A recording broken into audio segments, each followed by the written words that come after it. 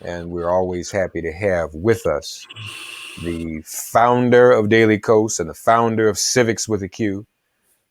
We express our deepest condolences to him as he is mourning immensely over the death of Rush Limbaugh. So we're going to give him a minute to kind of compose Compose himself, myself. compose himself, and share. I was literally on another Zoom, Markos, when the news broke, and somebody said, "Well, Rush Limbaugh died," and everybody was struggling not to say something unkind. Like everybody was like, "My mother taught me not to say something ugly when someone died." But Yeah, seriously. if there was ever a person where anybody had to catch themselves, it was this one. And well, I want to hear your thoughts, but I think we have to acknowledge that the disinformation, the proliferation of disinformation that we're experiencing in this country today, really got going, had its genesis in the Rush Limbaugh era. Yeah, he was the pioneer, and of manipulating people's ignorances and then pretending that it was common sense, and then profiting from it. I mean, he's the one that showed Rupert Murdoch the model for Fox News, and he made it okay to be openly racist again. I mean, he started with dog whistles, and just like by the end of it, he was overtly racist. I mean, I have nothing kind to say about him. He was an asshole to everybody around him that wasn't a white conservative male. And he wasn't kind when other people died, right? So, I mean, he reaps what he sows, I guess. And I think it's somewhat fitting, though, the white supremacist that he was, that Congress or the House Judiciary held a reparations hearing for H.R. 40 on the day he died. So I think that's kind of, a little bit of poetic justice, Maybe a little divine intervention there. Yeah. His black counterparts, Larry Old and Herschel Walker, testified and made fools out of themselves. Slavery was okay. We weren't really, Herschel Walker said, we weren't really taken from Africa. Oh, interesting interpretation of history. Wow. I guess these are those alternative facts that yeah. that the Trump people like to talk about.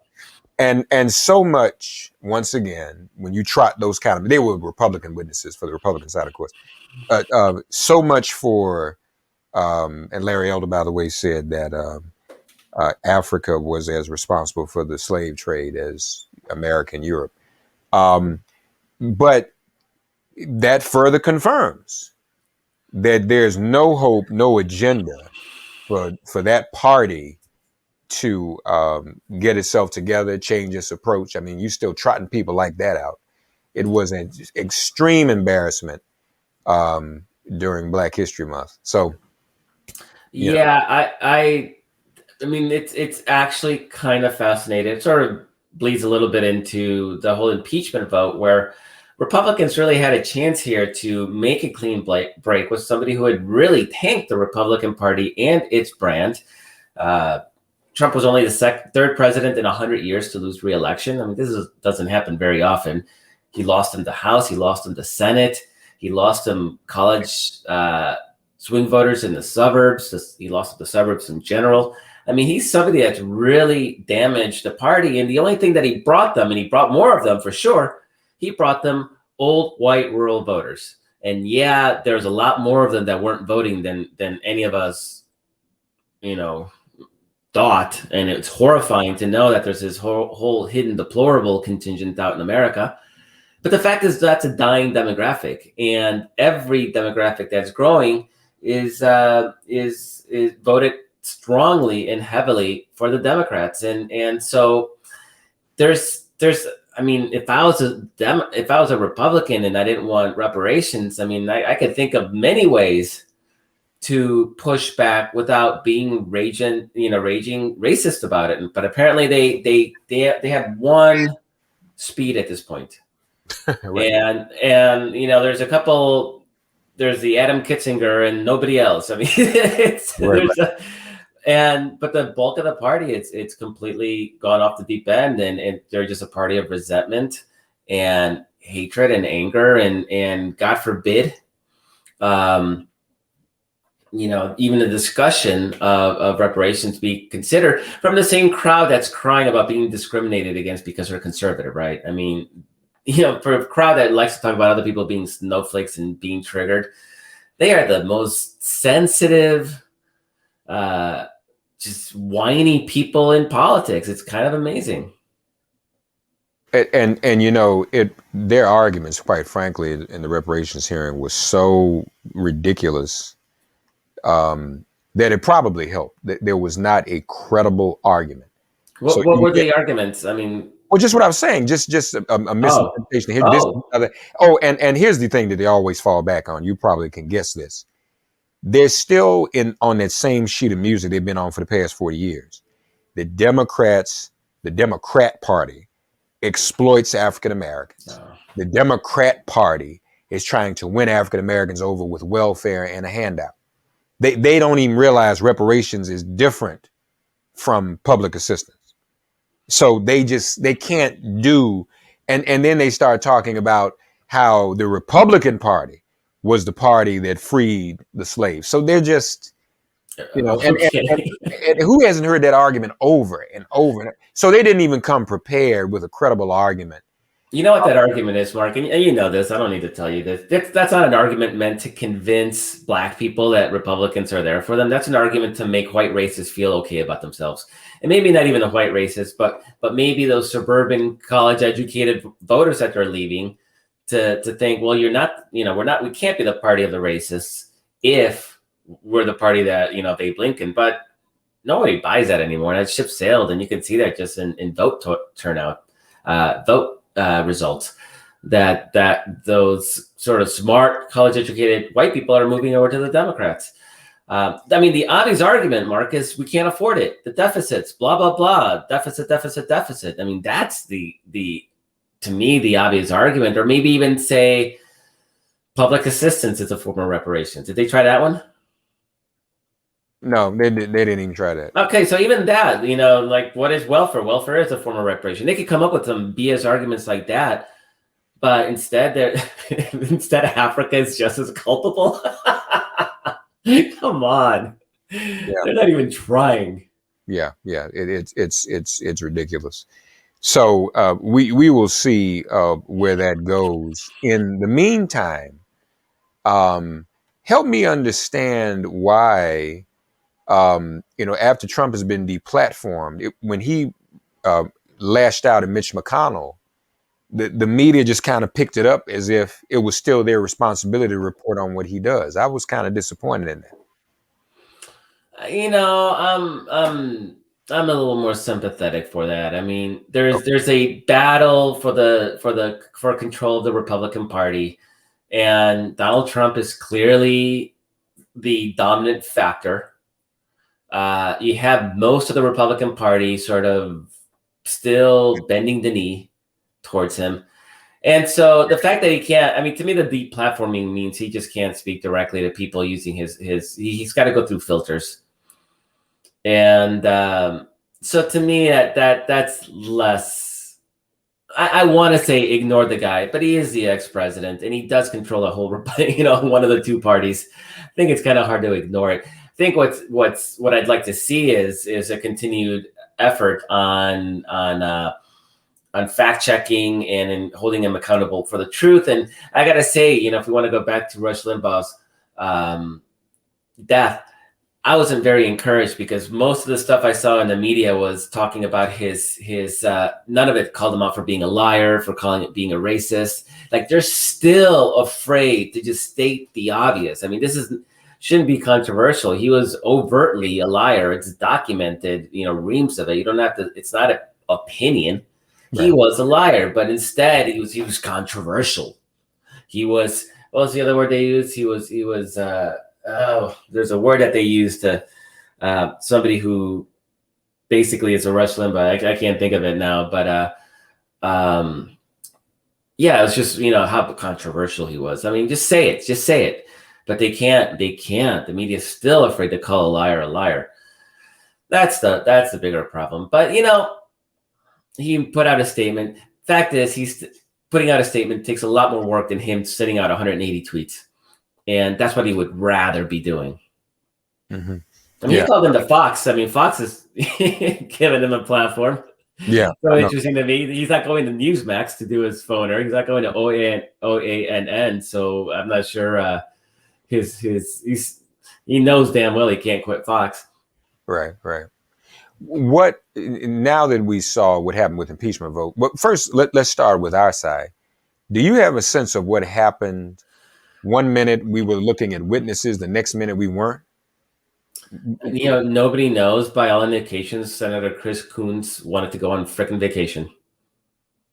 He wanted to be home by Valentine's Day, and so unless there's a story there that we don't know, like maybe Joe Biden was trying to sending a signal saying, let's get the stimulus package passed, and this isn't helping us. Maybe there's some of that, but I've seen zero evidence of that. I don't even think that would be the only thing, because it was Chris Coons that killed it. And he's never been a particularly good senator. I mean, Delaware is credit card central, right? So you have, historically, you just have a bunch of, they're Democrats, yeah, but they're all beholden to the credit card industry, and that's banking and Wall Street. So they've never been great. But to me, deciding to end the trial so you can go home on vacation is just as much a dereliction of democracy as the Republicans who refuse to out of fear. It's unconscionable. So if it's Coons and it's Delaware, he probably did do that at Joe's behest. There's no evidence of it. I mean, nobody's even, I've seen no reporting that suggests that that's what happened, that it came from Joe Biden. Joe Biden's been very good from the beginning, both publicly and in blind quotes, as saying this is up to Congress. I have nothing to do with this. And so the fact that Coons is from Delaware and that he is, we know that he's close to Biden. It could have been Coons thinking, you know what, I'm just going to help my pal out. It could have come from him, basically saying, we have to get this COVID bill. We want to get voting reform through. We want to do something on climate. There's a pretty, on immigration, there's a really aggressive agenda. Of course, none of that's going to happen without a filibuster after the stimulus, because you can only do that once. You can't keep going back to it time and time again in a session. It's a limited number of times you can use it. So once you're that, now after the COVID bill, we're back to filibustering, everything being filibuster. But so maybe he thought he was helping, but all the reports are, his argument was, you wanted to be home by Valentine's Day. So if he was trying to help somebody out, they're selling it really poorly. I think I'm almost willing to just trust those news reporters as just at face value. He just didn't want to deal with it. How is this going to impact Republicans, especially with the midterms coming up? I mean, they literally didn't do justice. They weren't interested in it. They flaked out. Mitch McConnell, a total walking contradiction. He votes one way and then speaks another. What does that do to them? Yeah, I don't know what McConnell was doing. It's you either rip that Band-Aid off and go, and you vote to convict, or you don't. He pissed everybody off. I mean, he didn't. The reason he was sort of wobbly on impeachment, on conviction, were two reasons really. One is I think he just pretty much hates Donald Trump. I mean, it's clear that he thought Donald Trump was an idiot, and he cost him his majority leader. So there's that, of course. But I think that sort of was offset by the fact that McConnell hates Democrats even more. And I don't think he was really eager to give Democrats a victory. That said, you had corporate PACs that are pulling their funding from the Republican Party. And they were sending a message basically that as long as the Republican Party is tied to this white supremacist Trump side of things, that they weren't gonna donate to Republicans anymore. And I always assumed that was his big sort of consideration. And I think we even talked about it last week when we were discussing whether it was going to happen or not. I said the only thing that might get Republicans to vote to convict is if they decide that this money isn't coming back.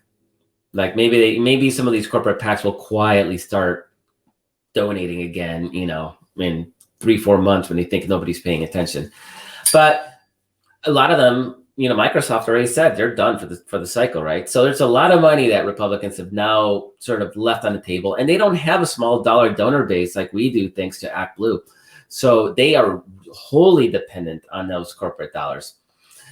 Then you have McConnell, after pissing off his main source of funding, then he pisses off Donald Trump by giving that speech about how Donald Trump should be prosecuted and convicted. So he tried to thread a needle, but not only, it was the most spectacular backfire of a thread the needle that I think I've ever seen. So now you have all the Trump people acting the same way they did in a run-up to the Georgia special election, right? Republican Party sellouts. Why should we help the Republicans? Screw Mitch McConnell.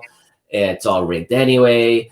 And so it really opens up a possibility here that our side ends up being the more engaged again and more likely to vote. But I will say this, Mark. I think the bigger factor may even be the child credit. We talked about that last week. I think that monthly check, if 2022 becomes a question of whether you keep getting a monthly check or you don't get a monthly check for families, I think that's a tough choice for even like Q people. I mean, who wants to give up their sweet government check? Yeah, and yeah, you're right. That issue of the check is important. But on McConnell though, I guess you then are being scriptural and saying, Markos, it is easier for a camel to pass through the eye of a needle than for Mitch McConnell to thread one. Is that? Apparently, I mean, maybe there was a better way to do it, but I can't believe. And then he tried to hide under it's a constitutional issue. You think in 2 seconds that if it was Hillary Clinton we were talking about who had done everything Trump did, that he would be like, I'm not going to vote to convict because of the Constitution. Like, come on, like, who are you kidding? Just if you're going to give that speech, go ahead and convict.